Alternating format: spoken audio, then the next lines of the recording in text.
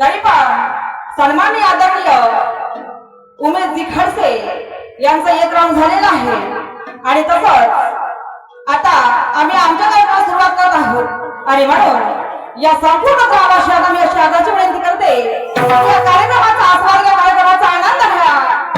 म्हणतात राष्ट्रीय खेळ गमत म्हणतात आणि या राष्ट्रीय खेळ गमतीच्या माध्यमातून नवीन काही शिकायला मिळते, नवीन काही ऐकायला मिळते, नवीन काहीतरी पाहायला मिळते आणि म्हणून बाबा रे या खेळागमतीचा आस्वाद घ्या, खेळागमतीचा आनंद घ्या आणि रात्रभर सुंदर असं सहकार्य करा, सुंदर असं सहकार्य करा एवढी तुमच्या सर्वांना अपेक्षा बाळगते.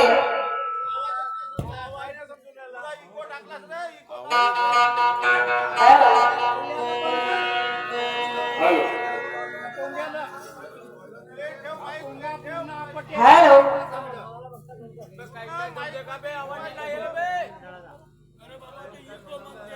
हॅलो हॅलो तुम्हाला आवाज नाही समजत आहे का? पण आम्हाला समजत आहे ना, आम्हाला समजत आहे दादा आवाज आमचा रिटर्न माझा रिटर्न समजत ना.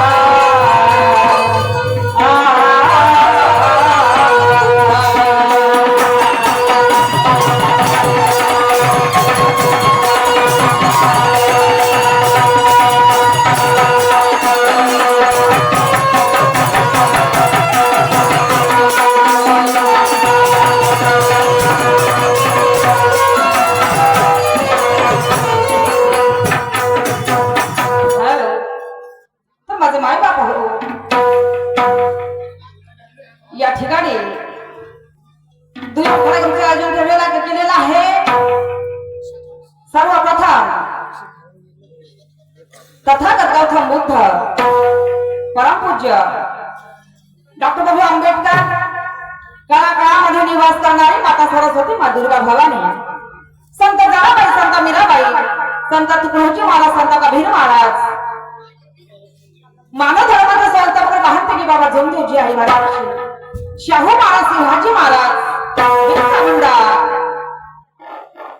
आणि तसंच लोकशाहींना भाऊ झाले लहुजी साळवे, या सर्व साधू संतांना, या सर्व थोर पुरुषांना मी नतमस्तक होते आणि तुमच्या सर्वांच्या नतमस्तक होऊन कार्यक्रमास सुरुवात करते. जय हिंद, जय भारत, जय लहुजी.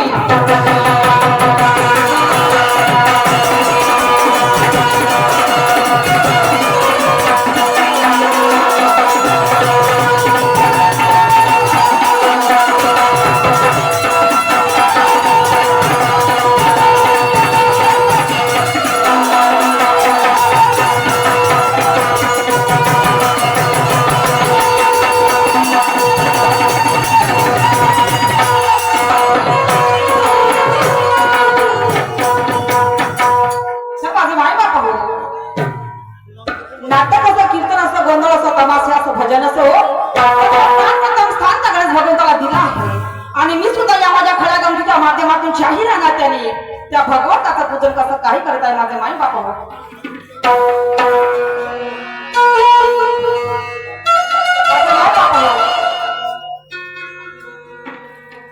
तसंच मी माझ्या पार्टीचा परिचय देत आहे. राष्ट्रीय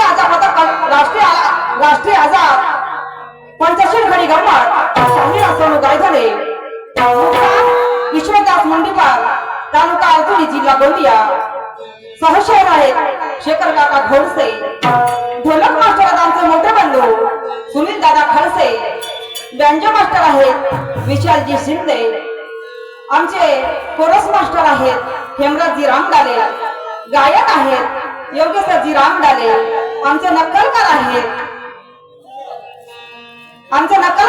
किशोरलाल दादा आणि डान्सर आहेत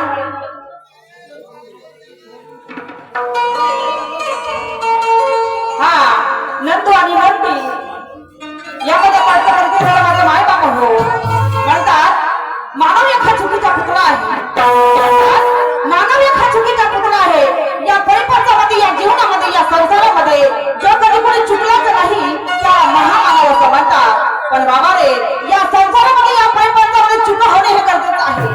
या परिपंचामध्ये या जीवनामध्ये या संसारामध्ये हे चुका होणे हे गरजेचं आहे. या संसारामध्ये या परिपंचामध्ये जोपर्यंत मानव कधी चुकलो नाही तोपर्यंत मानव कधी शिकणारे नाही. आणि म्हणून बाबा रे कार्यक्रमाचा चांगला आस्वाद घ्या आनंद घ्या आणि तुमच्या सर्वांच्या चरणांना नतमस्तक होऊन त्या परमेश्वराचं पूजन करते माझे माय बाप हो. लक्षपूर्वक ऐका.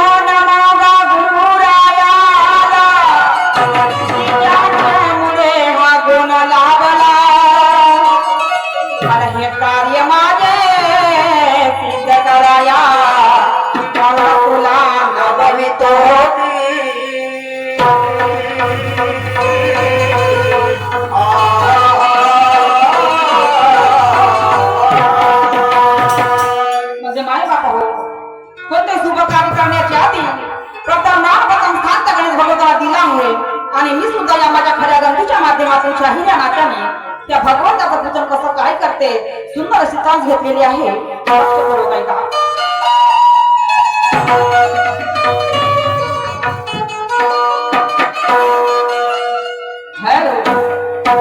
जो होगी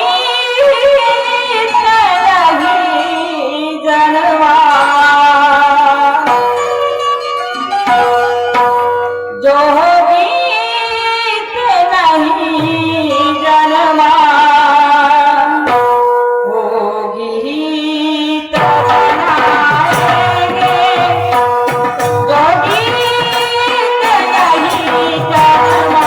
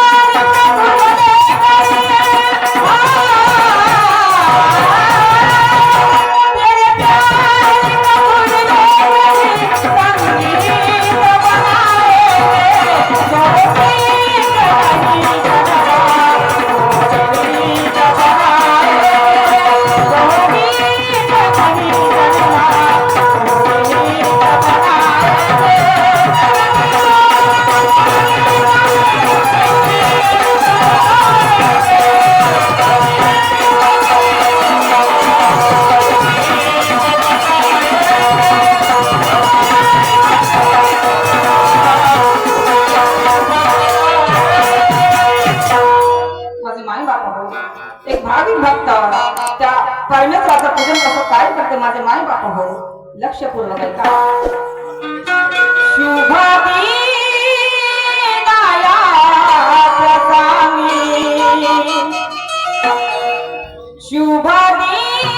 शुभदीनाया प्रसामी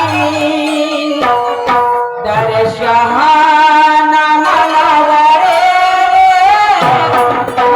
शुभदीनाया प्रसामी दर्शहाना मनवरे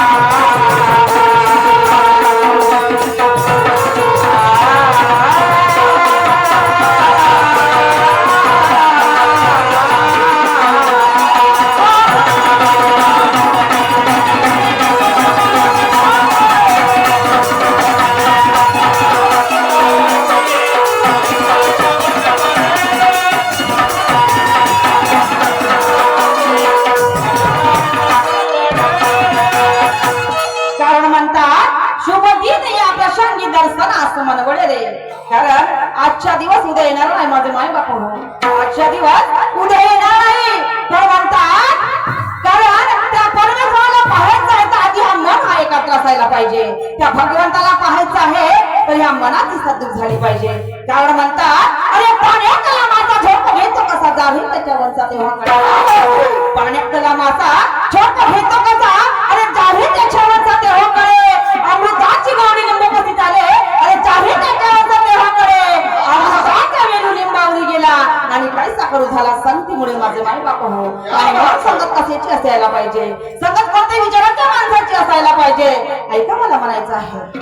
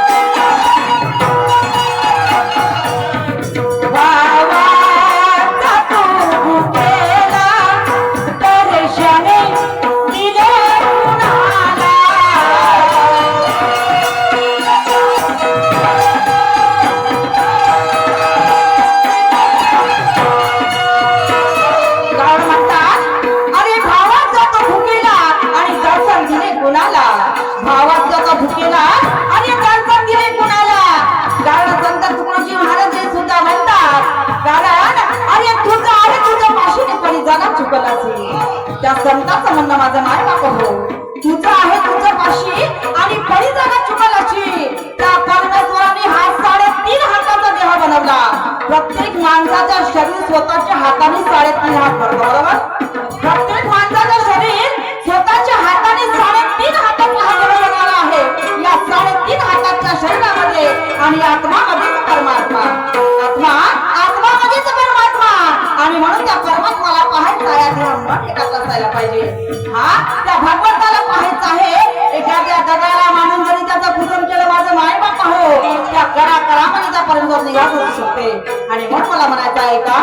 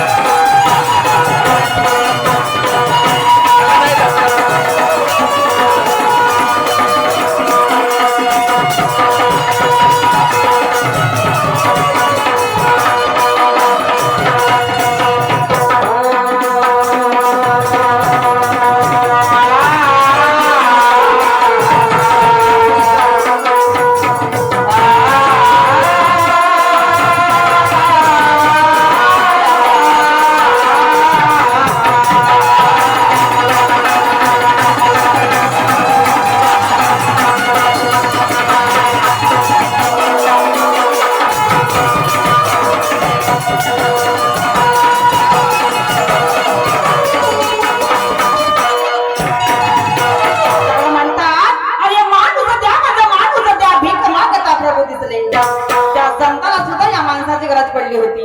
त्या संतांना सुद्धा एका माणसाची गरज पडली होती. माझे माय बाप हो, अरे माणूस द्या, माझा माणूस द्या, अरे भीक मागता प्रभू दिसले. पण त्या संताला कोणत्या माणसाची गरज होती माझे माय बाप हो.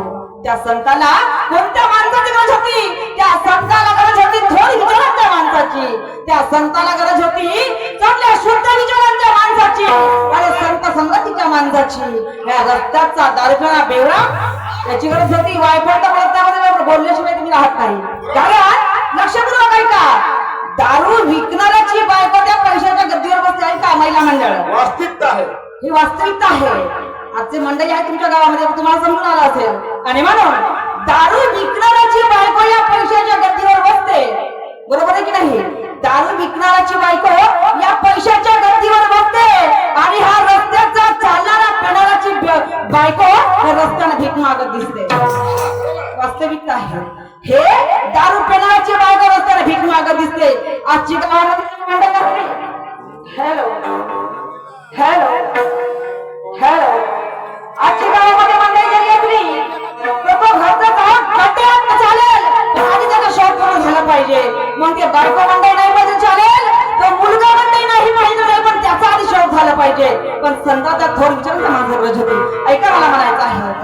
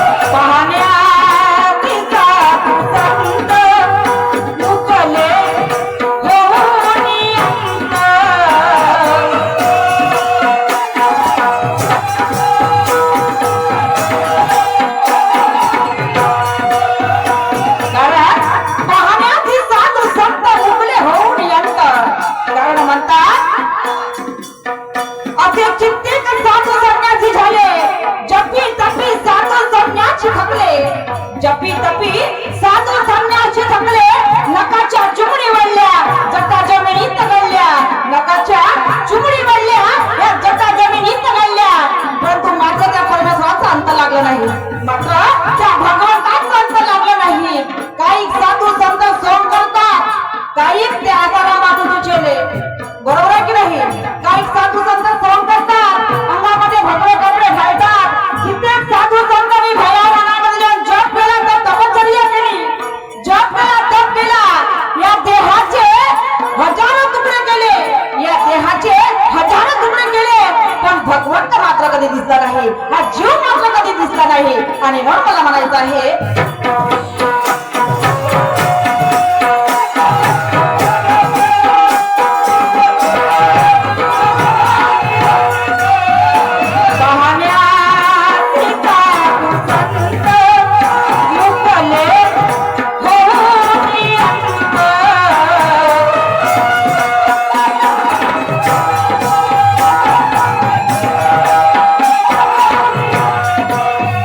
माझा पामरा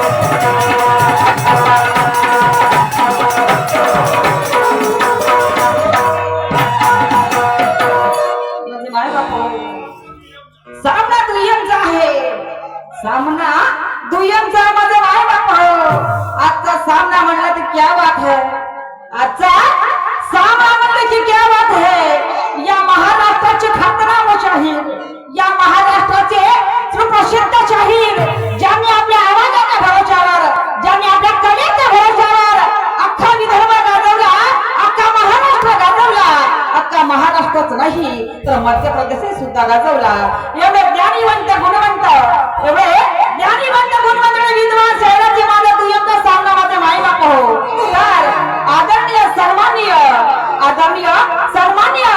शाहीर उमेशजी खडसे यांच्याशी माझा दुय्यमचा सामना माझे माई बाप हो तर दुय्यमीच्या रीतिरिवाजाप्रमाणे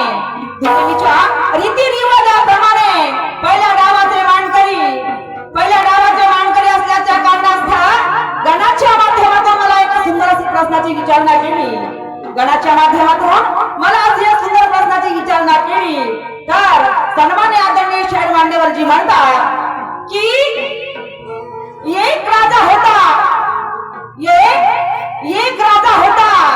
तो विदेशामध्ये राहणारा तो राजा होता पण त्या विदेशामध्ये त्या स्त्रीच्या अंगावरती त्याला त्याचं संपूर्ण शरीर झाकत नव्हतं म्हणतात ज्या विदेशामध्ये बाया राहत होत्या ज्या स्त्रिया राहत होत्या त्यांचं संपूर्ण परिपूर्ण त्यांचं अंग झाकत नव्हतं त्यांचं शरीर झाकत नव्हतं पण एक असा राजा होता की तो आपल्या भारतामध्ये आला एक असा राजा होता की तो आपल्या भारतामध्ये आला आणि भारतामध्ये आल्याच्या नंतर तर तो राजा भारतामध्ये आला आणि तो त्या स्त्रियांचा वेशभूषा पाहून त्याला हरिक वाटलं त्या स्त्रियांचा वेशभूषा पाहून त्याला हरिक वाटलं त्याला वाटलं वा क्या बात है पूर्ण संपूर्ण शरीर स्त्रियांचं झाकून राहते कारण इकडच्या स्त्रिया होत्या इकडे ज्या महिला होत्या त्या साडी घालायच्या त्या साडी घालायच्या आणि साडी घालायच्या म्हणून त्यांचं संपूर्ण शरीर झाकून राहायचं संपूर्ण शरीर झाकून राहायचं तर सन्मान्य शाहीर मान्यवरजीचा विचार मानणं हे आहे की तो राजा कोणता आणि प्रथम त्या स्त्रीने जे राजाने ज्या स्त्रीने साडी दिली तर त्या स्त्रीचं नाव काय म्हणतात तर त्या स्त्रीचं नाव काय म्हणतात तर सन्मान्य शाहीर मान्यवरजी लक्षपूर्वक ऐका कारण म्हणतात तुम्ही शब्दाकडे लक्ष असू द्या हा पहिल्या फुलकारामध्ये आले आणि सन्मान्य शाहीर मान्यवरजी सोनूताई गायधाने यांचं नाव ऐकून माझं धोकरवलं होते काही गरज होती का पहिले गणाचं पूजन करून द्या दुय्यम रात्रभर आहे समजलं का दुय्यम रात्रभर करायचीच आहे आपल्याला बोलताना काही थोडंसं भान ठेवून बोलायचं समजलं का तुमचं धोकरवला करून मला का भेटणार आहे पहिले आधी गणाचं पूजन तर करा आणि मग करत कसं रात्रभर दुय्यम का करायचं आहे तर समजलं का आणि म्हणून तर ऐका कारण विसली सन पूर्व 28 ते अगोदर कारण त्याच्या अगोदर सिंधू संस्कृती होती त्याच्या अगोदर ते सिंधू ही संस्कृती होती तर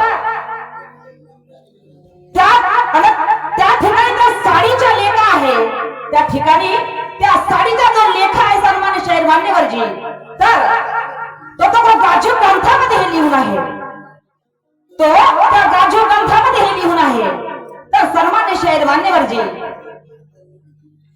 तर त्या भारतातली लेडीज त्या लेडीजचं त्या स्त्रीचं नाव होतं संयोगता त्या स्त्रीचं नाव होतं संयोगता आणि त्या राजाचं नाव होतं जयचंद्र हे तुमच्या प्रश्नाचं उत्तर झालं हे तुमच्या प्रश्नाचं आता माझा प्रश्न काय म्हणते शाहीर मान्यवरजी लक्षपूर्वक ऐका मी जास्त लेवडता लावणार नाही कारण की कार्यक्रमात खूप उशीर झाला आहे आणि म्हणून जिथं कुठं असाल तिथून माझ्या प्रश्नाला तुमचं लक्ष असू द्या मी प्रश्नाची विचारणा करत आहे प्रश्न म्हणजे असा